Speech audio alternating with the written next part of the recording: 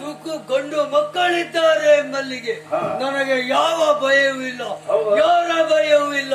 ಹಾಗಾಗಿ ಇನ್ನೂ ಸಹ ನನ್ನ ದೇಹದಲ್ಲಿ ಕಸು ಎನ್ನುವುದಿದೆ. ಆದ್ದರಿಂದ ಮೃಗ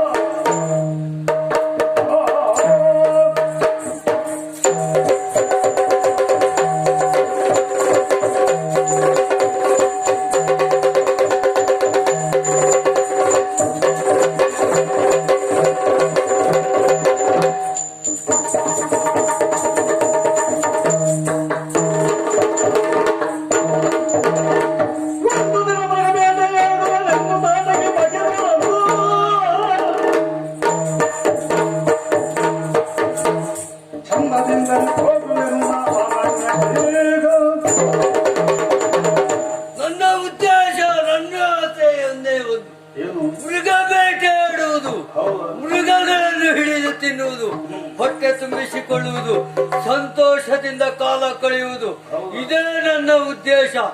ಈಗಾಗಲೇ ಮೃಗಗಳನ್ನು ಹಿಡಿದು ತಿಂದು ತಿಂದು ಕೆಲವು ಕಾಲದಿಂದ ತಿಂತಾ ಇದ್ದೇನೆ. ನನ್ನ ಮನಸ್ಸಿಗೆ ಏನು ಸಮಾಧಾನ ಇಲ್ಲ. ಆದ್ರೆ ಇವತ್ತು ಮೃಗ ಬೇಟೆ ಆಡ್ತಾ ಮುಂದೆ ಹೋಗ್ಬೇಕು. ಹೋಗ್ತೇನೆ.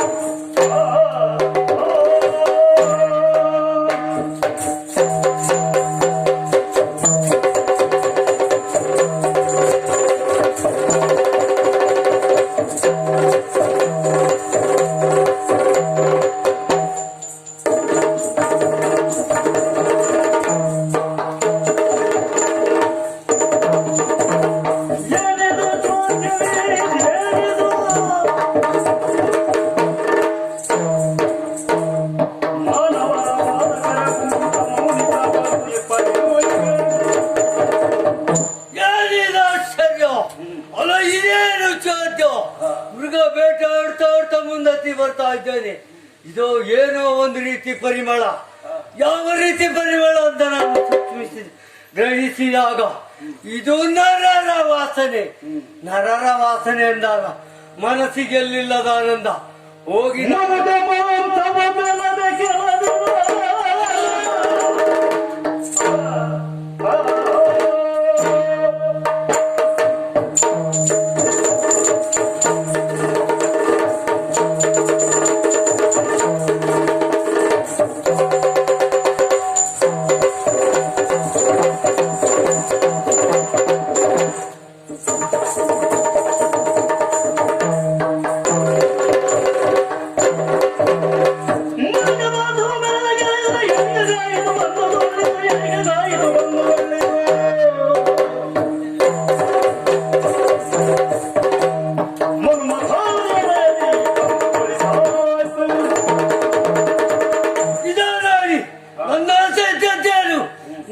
ಮಾಂಸವನ್ನು ಮೆಲೆಯಬೇಕೆಂಬ ಆಸೆ.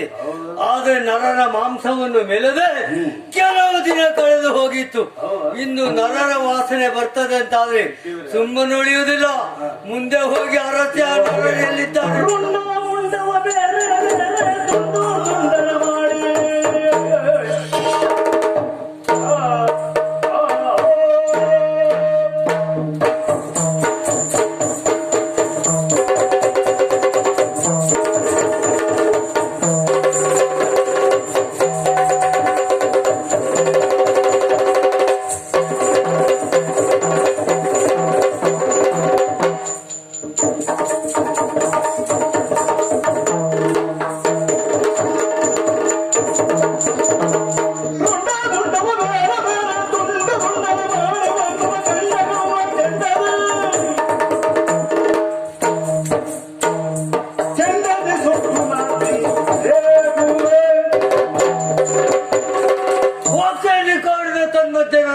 ಹುಡುಕುತ್ತಾ ಹೋಗಿ ನರರು ಸಿಕ್ಕಿದಾಗ ಮೊದಲಾಗಿ ಕಾಲಿನ ಕೈ ಇಕ್ಕಿ ದರ ದರ ದರ ದರ ದರ ಎಳೆತಿರ್ತೇನೆ, ಮರಕ್ಕೆ ಎತ್ಕೊಳ್ತೇನೆ, ರಕ್ತ ಪೂರ ಹೀರ್ತೇನೆ, ಆಮೇಲೆ ಕೆಳಗೆ ಹಾಕಿ ಮುಂಡ ಏರ್ಪಡಿಸ್ತೇನೆ.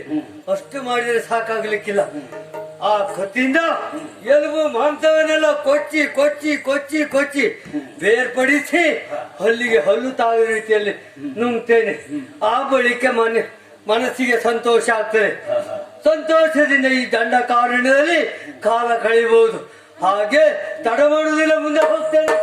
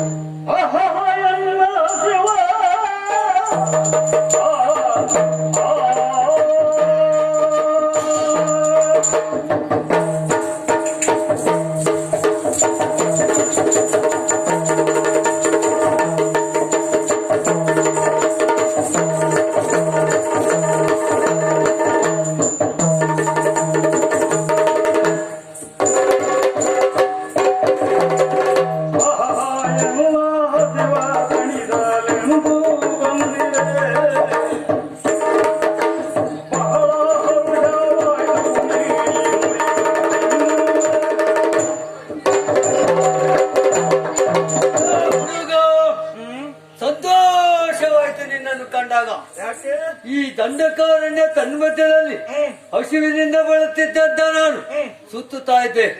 ನನ್ನ ಹಸಿವು ನಿವಾರಣೆಗಾಗಿ ಏನಾದ್ರೂ ಸಿಗ್ತದ ಅಂತ ಸುತ್ತ ಇದ್ದದ್ದು. ಹೌದು, ಯಾವ್ದ್ರ ಬಗ್ಗೆ? ಹಸಿವು ನಿವಾರಣೆಗಾಗಿ. ಈಗ ನೋಡ್ತಿರುವಾಗ ನೀನೊಬ್ಬ ಕಾಣ್ತಾ ಇದ್ದಿ. ನೀನೊಬ್ಬ ಅತೀ ರೂಪವಂತ. ನಿನ್ನನ್ನು ಕಂಡಾಗ ನನ್ನ ಹಸಿವು ನಿವಾರಣೆಗಾಗಿ ಇಲ್ಲಿವರೆಗೆ ಬಂದೆ. ನಿನಗೆ ಹಸಿವು ನೀಗಿಸುವುದಕ್ಕೆ ರೂಪವಂತರೇ ಆಗ್ಬೇಕಾ? ರೂಪವಂತರು ಅಂತಲ್ಲ, ಸಿಕ್ಕಿದವ ರೂಪವಂತ. ಆದ್ರೂ ರೂಪವಂತ ಆಗಿರ್ಲಿ, ಹಾಗೆ ಇರ್ಲಿ, ನಾನು ನಿನ್ನನ್ನು ಮುರಿದು ಮುಕ್ಕುವುದಕ್ಕಾಗಿ ಮುಂದೊತ್ತಿ ಬಂದ.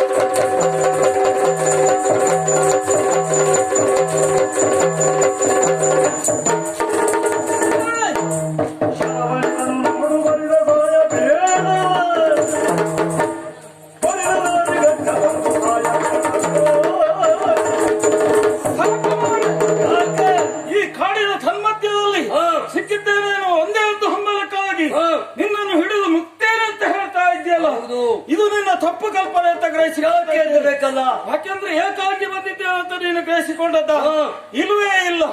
ಯಾಕೆಂದ್ರೆ ಈಗ ನಿನ್ನ ಗಂಟಲಲ್ಲಿ ಇಳುವ ತುತ್ತು ನಾನಲ್ಲ, ಕೈಯಲ್ಲಿ ಧನುರ್ಬಾಣವನ್ನು ಹಿಡಿದುಕೊಂಡು ಬಂದಿದ್ದೇನೆ. ಒಂದೇ ಒಂದು ಶರದಿಂದ ಪ್ರಯೋಗ ಮಾಡಿದ್ರೆ ನಿನ್ನ ಇಹಲೋಕದ ಯಾತ್ರೆಯನ್ನು ಪೂರೈಸ್ತೇನೆ.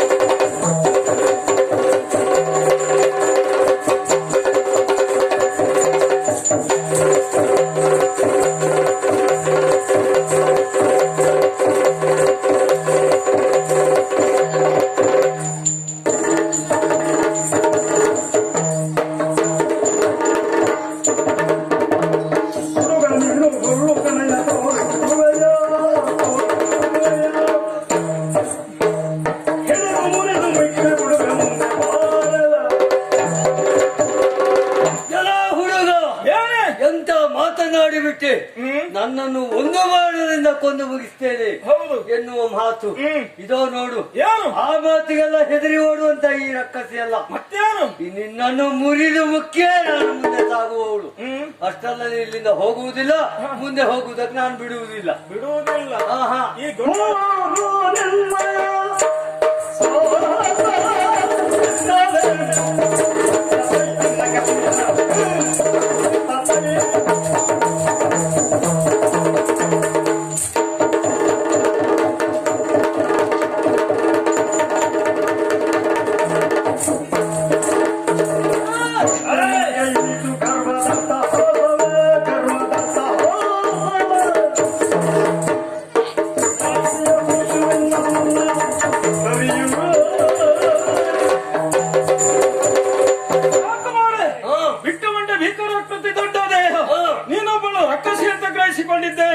ನಿನ್ನ ಪುರಪರ್ವತೆ ಕೇಳಿ ಬಂದಿದ್ದೇನೆ.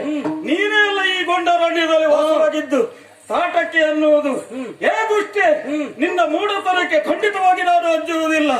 ಯಾಕೆಂದ್ರೆ ನನ್ನನ್ನು ಕಂಡಾಗ ನೀನೊಬ್ಬ ಬಾಲಕ, ನಿನ್ನನ್ನು ಹಿಡಿದು ಮುಕ್ತೇನೆ ಅಂತ ಹೇಳ್ತಾ ಇದ್ದೀಯಲ್ಲ, ಈಗ ಒಳ್ಳೆ ರೀತಿಯಲ್ಲಿ ಹೇಳ್ತಾ ಇದ್ದೇನೆ. ಬಾಲಕರಿಗೆ ಬಾಲತನ ಸಣ್ಣದ್ದಲ್ಲ, ಒಳ್ಳೆ ರೀತಿಯಲ್ಲಿ ಬಂದಾಗ ಹಿಂದಕ್ಕೆ ಹೋಗ್ತೇ ಇಲ್ವಾ? ಲೋಕ ಕಲ್ಯಾಣಾರ್ಥವಾಗಿ ಕೆಲವರು ದುಡಿತಾರೆ, ಅದಕ್ಕೆ ವಿಘ್ನವನ್ನು ತರುವುದಕ್ಕೆ ನೀನೇ ಮೂಲ ಕಾರಣ ಅಂತ ಗ್ರಹಿಸಿಕೊಂಡಿದ್ದೇನೆ. ಈಗ ಮಾಡಿದ್ದು ತಪ್ಪಾಯ್ತಂತ ನನ್ನ ಪಾದಕ್ಕೆ ಬಿದ್ದು ಬೇಡಿಕೊಂಡ್ರೆ ಒಳಿತು, ಇಲ್ದಿದ್ರೆ ನಿನ್ನನ್ನು ಕೊಂದು ಪೂರೈಸ್ತೇನೆ.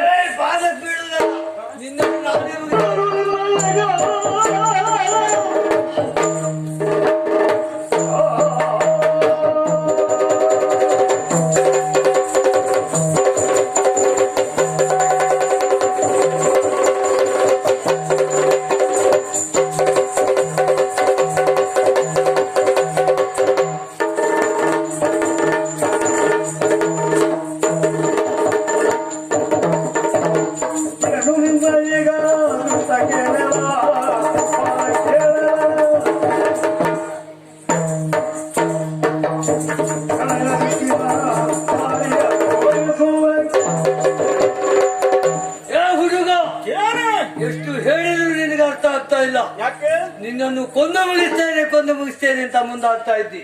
ನಿನ್ನನ್ನು ಹೀಗೆ ಬಿಟ್ರೆ ಸುಮ್ಮನಾಗುವುದಿಲ್ಲ. ನಿನ್ನನ್ನು ಮುಗಿಸ್ತೇನೆ ಈಗ. ಹೌದಾ?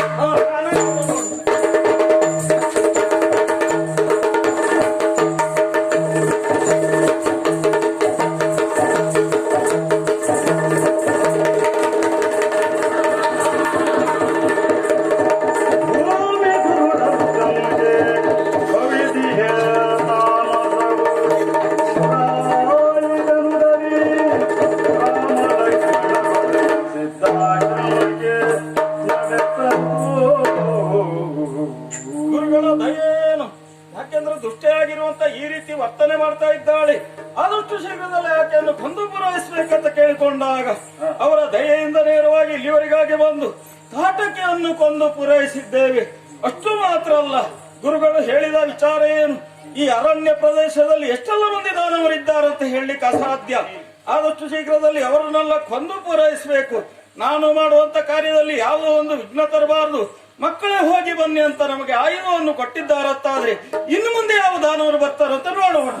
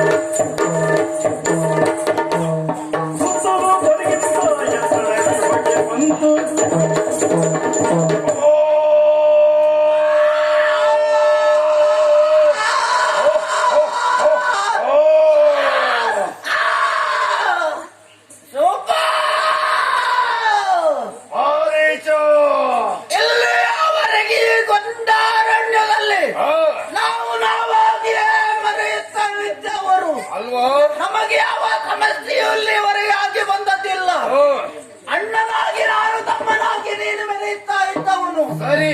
ಮಾರೀಚ, ಈಗ ಕೇಳಿದಂತ ವಾರ್ತೆಯಾದರೂ ಏನು? ನಮ್ಮಯ ಭಯದಲ್ಲಿ ಸೆಳೆದ ಕುರಿಯು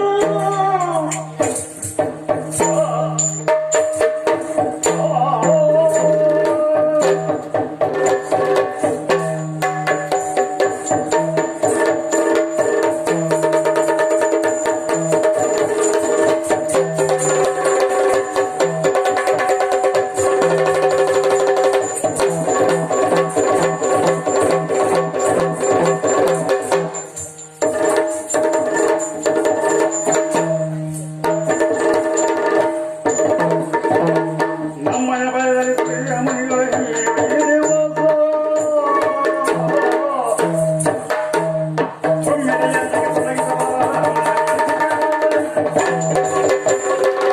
ಮಾರೀಚ, ಹಣ್ಣು ಇಲ್ಲಿಯವರೆಗೆ ಕಾನನದಲ್ಲಿ ನಾವಾಗಿಯೇ ಮೆರೆಯುತ್ತಾ ಇದ್ದವರು ಸರಿ. ಹೇಗೆ ಹೇಗೆ? ಸಿಕ್ಕಿದ ಮುನಿಗಳ ಗಡ್ಡಕ್ಕೆ ಕೈ ಹಾಕಿದವರು ನಾವಿದ್ದೇವೆ ಹೌದು. ಅಲ್ಲವಾ?